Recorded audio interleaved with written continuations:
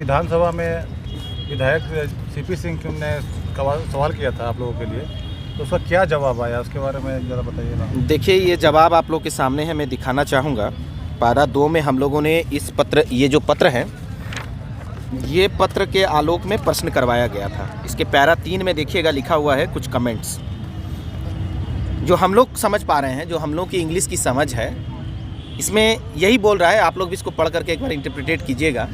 इसका मतलब ये है कि पूर्व से जो कार्यरत कर्मी हैं उनको रखते हुए आप अतिरिक्त पद के लिए निकाल सकते हैं। इनका जवाब क्या है, एक बार पढ़ करके मैं आपको बताता हूँ। इनका जवाब देखिए, लिखा हुआ है कि जल शक्ति मंत्रालय भारत सरकार से प्राप्त पत्र में कहा गया है कि पीएमयू सेटअप करने की अनुमति राज्य और जिला में एसबीएमजी के लिए कार्य कर रहे मौजूदा कर्मचारियों और सलाहकारों के पदस्थापन के लिए नहीं है। अरे भैया, जब नहीं है, आप अधिकारी हैं ना, आप लिख करके दिए हैं ना ये, और यदि नहीं है तो राजस्थान सरकार में श्री विश्व मोहन शर्मा जी हैं, निदेशक हैं, भारतीय प्रशासनिक सेवा के बड़े एक्टिव अधिकारी हैं। उनका विषय देखिए, विषय लिखा हुआ है स्वच्छ भारत मिशन अंतर्गत कार्यरत कर्मियों की सेवा निरंतर बनाए रखने और वेतन वृद्धि के संबंध में इसी पारा 3 का कोट किया है। ये जो पारा 3 है, इन दिस रिगार्ड, इसी को कोट करते हुए देखिए लिखा है, इस विषय में पेयजल स्वच्छता मंत्रालय भारत सरकार के पत्रांक इतना दिनांक 24 फरवरी इतना के आदेश के पारा 3 में यह उल्लेखित है। तो आप क्या बताना चाह रहे हैं? आप बताइए ना साफ साफ कि विधानसभा जैसे संवैधानिक संस्थाओं में भी आप आम को इमली बताएंगे क्या? आम का पेड़ को इमली हो सकता है? नहीं तो बता दीजिए आप लोग, आम को यदि इमली हो सकता है तो। विशेष रूप से हमारे अध्यक्ष महोदय हैं, इस विषय में और आपको जानकारी देंगे। क्या कहा, क्या विधानसभा में जो आप बात उठा रहे हैं, एक्चुअल में क्या कहा गया है वहाँ पे? उनका कहना है कि ऐसा कोई पत्र नहीं है, ऐसा कोई डायरेक्शन ही नहीं है। कौन कह रहा है ये बात? केंद्र से कोई ये देखिए ना, चिट्ठी है। तो ये देखिए, माननीय विधायक जी का प्रश्न था ये, श्री चंद्रशेखर प्रसाद सिंह माननीय विधानसभा सदस्य द्वारा दिनांक 22/12/21 को पूछे जाने वाले अल्प सूचित प्रश्न संख्या अधिसूचना संख्या 21 का उत्तर प्रतिवेदन।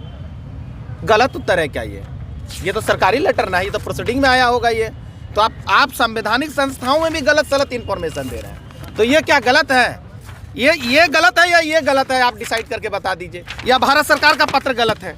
ये भारत सरकार का पत्र गलत है। और इसी पत्र के आलोक में सिर्फ राजस्थान गवर्नमेंट का मैं नहीं दिखाना चाहूँगा, आप बिहार का देख लीजिए। ये बिहार का लेटर है, तो बिहार के भी अधिकारी बेवकूफ़ हैं क्या? ये देखिए, बिहार का पत्र है, ये छत्तीसगढ़ का पत्र है, उसी पत्र के आलोक में, केंद्र के पत्र के आलोक में। भाई, आप करना क्या चाहते हैं बता दीजिए ना, कि इन लोगों का समायोजन नहीं करना है। आप ये क्यों बोल रहे हैं कि केंद्र के पत्र में ऐसा कोई डायरेक्शन ही नहीं आया है? क्यों बोलना चाह रहे हैं आप?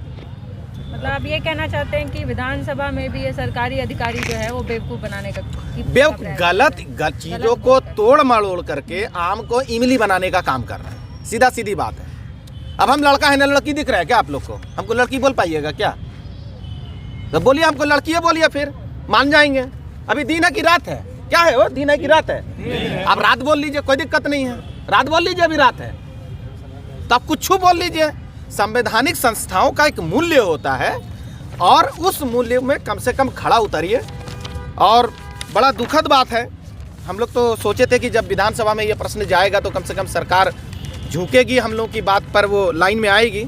लेकिन जब क्वेश्चन का ही उत्तर को ही अलग तरीके से दिया जाए कि नहीं ऐसा कोई पत्र ही नहीं है, ऐसा कोई डायरेक्शन ही नहीं है, तो तब तो सरकार में और भी पढ़े लिखे लोग को लाइए और इसका इन्वेस्टिगेशन कराइए आप कि इस पत्र में एक्चुअली में क्या कहा गया है।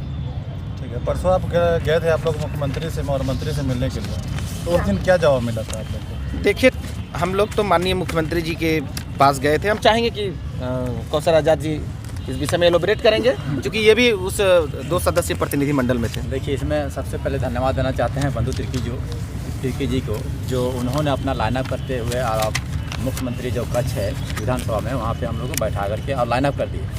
उसके बाद हुआ क्या ना, वहाँ पे हमारा जो पेयजल स्वच्छता मंत्री है वहाँ पे उपस्थित थे और उनका निजी जो सलाहकार हैं मुख्यमंत्री का वो भी थे। और उनसे वार्ता हो गई, वो बोल रहे कि आप लोग हटा थोड़ी रहें, आप लोग भाई घर जाइए। बगल में है, मात्र 3-4 फीट का दूरी में हमारे मुख्यमंत्री महोदय बैठे हुए हैं। उनसे आग्रह किया जा रहा है कि हमको एक बार बात रखने दें, लेकिन उन्होंने ऐसा करने को ना करने दिया। वो बोला कि आपका बात हो गया नहीं जी, आपको हटा थोड़ी रहना है। मतलब मुख्यमंत्री जी से बात भी नहीं करने दिया। वो बोला आपका बात हो गया ना, हम आपको बात मानेंगे, किसी को हटा रहे हैं क्या, ऐसे बोलते हैं। हम लोग यही चीज़, आप चलिए धरना पे जाकर बोलिए, हम लोग उठ जाएंगे, धरना दे देंगे, खत्म कर देंगे। लेकिन तो उन्होंने नहीं पूछा कि 31 दिसंबर जब हमारा जो है ये खत्म हो रहा है, हमने कहा कि सर आपने आदेश दे दिया है कि आप कह रहे हैं, मौखिक कह रहे हैं कि आप लोग हटा नहीं रहे, जबकि अन्य जिला में वो वैकेंसी निकाल दिया है और उसका फॉलो कर रहा है, तो हम लोग कहाँ रहेंगे। तो बोला आपको हटा नहीं रहा, जब हट जाइएगा तब आइएगा, ऐसे बोलते हैं, जब हट जाइए तब आइएगा, उसके बाद क्या होगा। लेकिन आप बताइए कि जब वैसे विधानसभा सत्र जो पवित्र एक मानता है, सबको एक विश्वास का आस्था है, वहाँ लोगों को विश्वास होता है कि वहाँ पे सवाल अच्छे किए जाएंगे। अगला इससे पहले जो सत्र चल रहा था उसमें उसी सत्र के दौरान यही मुख्यमंत्री ये आपके क्या बोलते हैं पेयजल स्वच्छता मंत्री ने कहा था कि किसी को नहीं हटा रहे हैं, वो भी लिखित है, किसी को नहीं हटा रहे हैं। अब इस बार क्या कहता है कि ऐसा कोई आदेश नहीं है, फिर सत्र जो आने वाला उसमें कहेगा हम हटा दिए। ये तो भाई आस्था का भी एक हद पार कर दिया आपने। वहाँ पे एक चुनिंदा जो था विश्वास, वो भी विश्वासघात कर रहे, कुछ भी बोल के निकल जाते हैं वहाँ। अरे भाई आपका लेटर है, केंद्र सरकार का लेटर है, उसको तो पढ़िए।